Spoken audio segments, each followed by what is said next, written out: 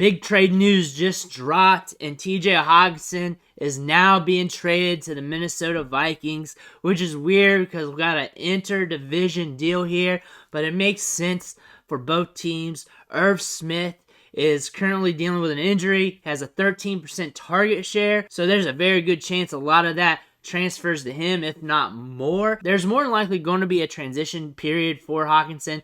He's a tight end, learning a new offense. Tight ends usually take longer to transition. So with a new team in the middle of the season, expect maybe a few games before he starts producing. Should be on the field pretty quick though. They did trade for him. They do want him. So they are going to be using him. But there is probably going to be a learning period for him. But I wouldn't be surprised if he starts producing off the rip either. Remember, between Justin Jefferson and Adam Thielen, those guys together are getting about a 50% target share. Justin Jefferson has a 28.6% target share. Adam Thielen's got a 20%. So the targets to those two wide receivers are pretty high. But what I like about this team is they're 5th fastest in the league in play rate. 25 seconds between plays, so that means they are moving the ball, getting downfield, and this team likes to spread it around, which is good for Hawkinson. I like this best for his dynasty value, for his long-term value.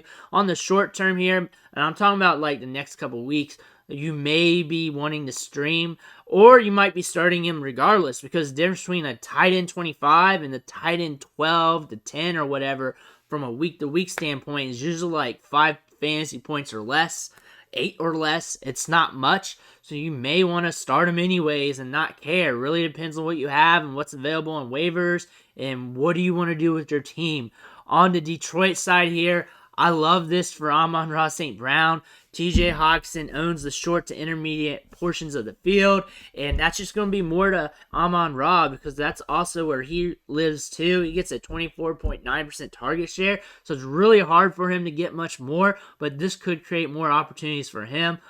DeAndre Swift could be a huge benefactor here. 11.7% target share on the season, but he's coming back from an injury, and he had a higher pace for targets last season compared to this year. So look for that to increase as well, considering Hawkinson is out. He's a good outlet in the passing game, so once he gets more transitioned back from that injury, expect him to see more looks in the passing game going forward, and he is a tremendous receiving back. But that's all I got for this trade right now. Just came up hot off the press, so I just gave you a quick reaction. If more news comes out or I think of other things while I'm editing or whatever, I'll drop it in the comments below.